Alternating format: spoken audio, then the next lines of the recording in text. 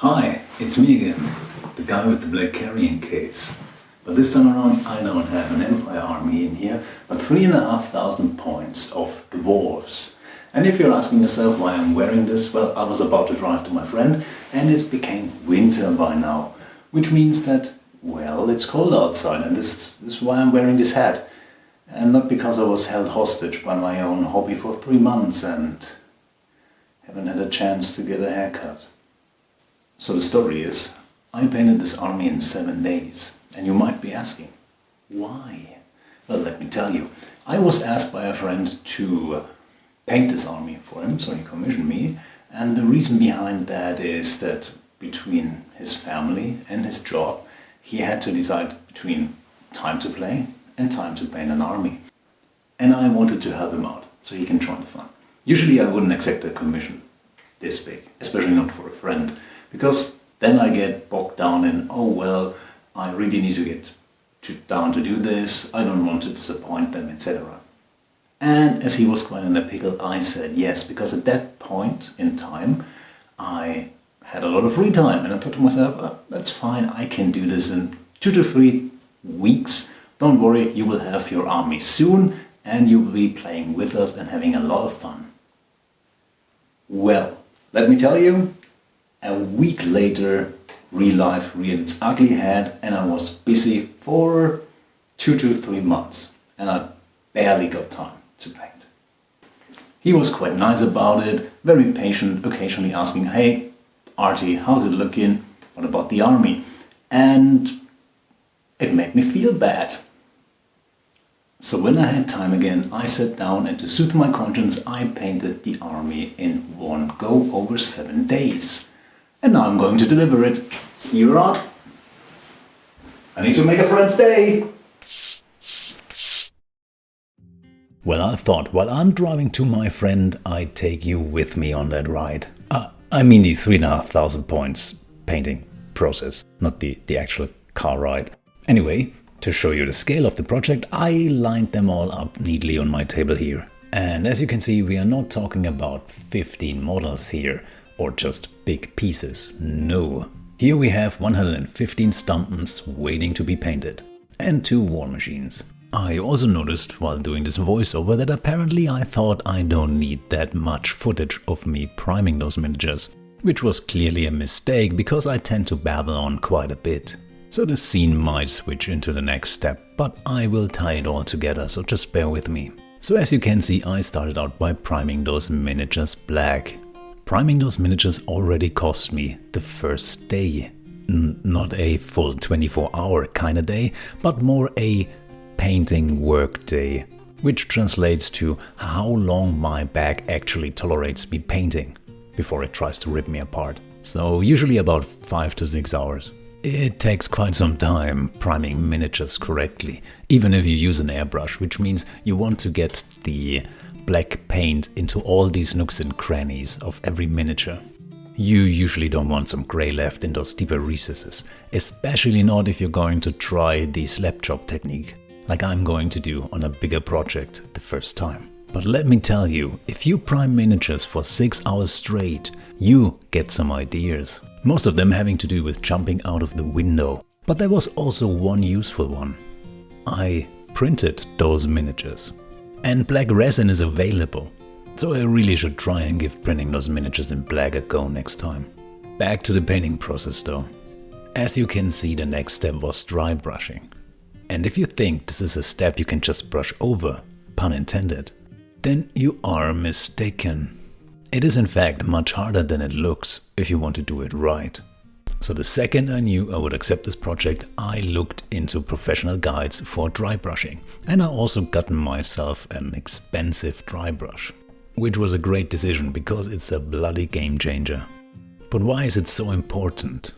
If you look at the slap job technique, you will immediately recognize that it feeds off the layers that came before. The paint is translucent, so it will definitely show what you did with the miniature beforehand. So you don't want a harsh transition from the black in the shadows to the white on the highlights.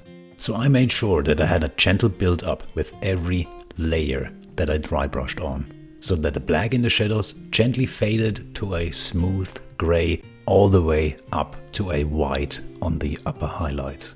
And of course it took me some time to find out how much pressure I had to apply, how much paint I had to wipe off the brush, and how damp I had to keep the brush. But in the end, it was absolutely worth it. I mean, just look at the army completely dry brushed. It's already amazing just like that. And even if it was a little bit trickier to learn this in the first place, you still don't have to be extremely precise while painting. So in the end, I would still classify this as one of the easier techniques to master, especially compared to how gorgeous the end result will be. Almost makes me want to start a ghostly themed army. And the dry brushing process did cost me another workday. Now it's time to paint the details. And as my friend requested blue as the main theme of his army, we will start with that. You will notice I am working with a larger brush. The reason for that is simple, it holds more paint. This means that the paint will flow out easier and you will avoid coffee stains on the larger surface areas because you don't have to reload your brush. And let me tell you, already the first few splotches of paint that I put down, it made me giddy. Just seeing those details immediately pop and how gorgeous it looked made me so happy. It made all the work I put in so far worth the effort. I just had to be careful that I wouldn't stain any other surfaces with the color because you really cannot fix that mistake. It doesn't matter if you paint something on the armor, for example, because I will use normal metallics later on to cover that. But if you would stain something that's supposed to be leather blue, then it would shine through. Here you can also see why it made sense that you leave only a tiny bit of black in the shadows. Because now you have a gorgeous looking banner in just one go. And that's amazing! Next up, skin. Honestly, I don't think there's a proper sequence why you should paint something over the other. I was just making my way down from one large surface area to the next. And at this point I was really thrilled. Every step was just flying off my brush. I hopped from mini to mini. And my process was so quick and the miniature came to life right in front of my eyes. It felt great. I, by the way, had to put down 2 skin layers. The first one was a little bit too pale for me, for a dwarf, so I painted straight over it a second time. After that I painted some leathery bits. I also painted some beards whenever I had a paint on my brush that would fit a hair color. That brown, by the way, made such a cool looking leather. I really love it, especially in combination with that blue. It is such a cool color combination. I painted some more beards. A few more bits and bobs that needed a lighter beige color. And I chose a darker gray for the remaining cloth. That cost me 2 more days, but they were just flying past me and I had the time of my life. Now all that was left was painting the metallic bits. He said, not knowing what peril lied before him. The problem was that in my mind I already had decided that at this point it's just only a few more steps and then I would be done with that project. And I sorta forgot that at this point you have to work very carefully. We are talking about metallic color here. If you make a mistake and you stain something you don't want to, there is barely any chance of fixing it. I also kinda sorta, even after 4 days of painting those miniatures, forgot how much metallic bits and bobs there are on those dwarfs. And believe me, they are a lot. So during the 5th day, while I was painting all these metallic parts, I was becoming more and more frustrated. To be honest, I think it was the combination between my expectation and the fact that at this point I was painting for 4.5 days straight, which surmounted to something between 30 to 35 hours. And especially those shields here, they kept driving me nuts. There were just so many of them. And they had all these tiny embellishments and things, and you could so easily slip and paint on the blue. So to be honest, at this point, I should have just taken a break. At least that's what a normal and well-adjusted person would have done. But you might have noticed by now that I'm not a person that rolls like that. So I kept on painting and I spent 2 more days in total on those metallic parts. I've mostly spent the last day of my little masochistic painting project washing all those metallic bits. Over the past few days I also gotten curious if I could paint the same effect but in a little bit different way. And it was quite convenient that I did forget to paint the catapults so far. So I went ahead, primed them white, and then I slobbered the whole thing in a brown oil wash. While that was drying, I painted a few more metallic bits golden to add a few more details and highlights. And after everything was dry, I rubbed most of it off with a makeup sponge. And this is how it looked afterwards. Or at least would look like if I would stop, well, destroying it.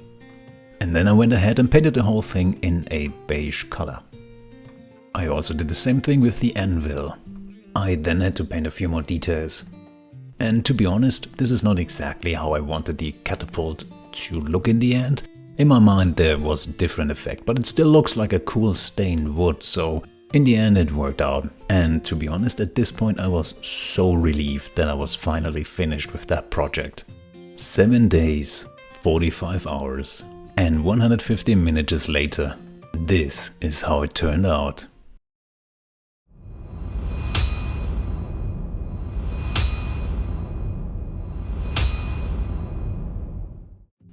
Whew, this was quite a wild ride. It definitely had its ups and downs, let me tell you.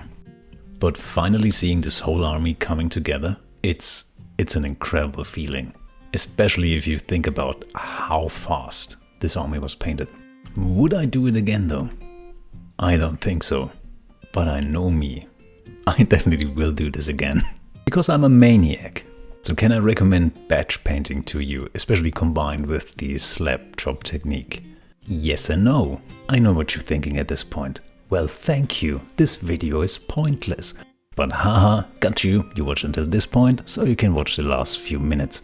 I can definitely recommend it, but I wouldn't recommend it for this amount of miniatures at the same time. Maybe take 1 or 2 regiments and batch paint them. That's a good amount. You have a much faster gratification, so you finished earlier and you don't get bogged down in the feeling that I had when you're in the middle of, well, painting 150 miniatures. You painted 60, you painted 70, you dry pushed 80, and you think to yourself, my god, I still have so much more to go. You have these mixtures of these highs where you see the progress going faster, faster, faster. You think to yourself, oh my god, I'm a painting god. I can paint so much in that quality. And then you get bogged down with a part of the painting process that you don't enjoy and you want to, well, as mentioned before, jump out of the window. So I can recommend find your personal sweet spot so you can enjoy the highs a little bit longer and the lows a little bit less long. Unless you're like me and you see this whole thing as some sort of, well, atonement process to get rid of your sins until your fingers bleed. But I can't recommend that. I do want to finish my story though. I showed up at my friend's place at around 1 PM and his wife was there. And she told me that she's so glad that I arrived this early. Because he's been so giddy since he got up and got the message that I had finished the army and I'm going to bring it to him. Then she told me that she could not deal with him anymore. So I presented the army to him and he was so freaking happy. And to be honest, seeing a grown-ass man reacting like that, being this happy, this giddy, and he can't wait to finally have it, this made the process absolutely worth it. I was asking him when we would finally have the first match with his new army. And he happily replied that he got a message from his boss and he's going to go on some business trips in the upcoming weeks. So yeah, I've gotten myself in this mess and I rushed it without any reason whatsoever. So if you would excuse me now, I need to go into my bedroom and scream into a pillow. But I want to leave you with a picture of his army, now also based, and it looks amazing and I can't wait for our first match. See you in the next one.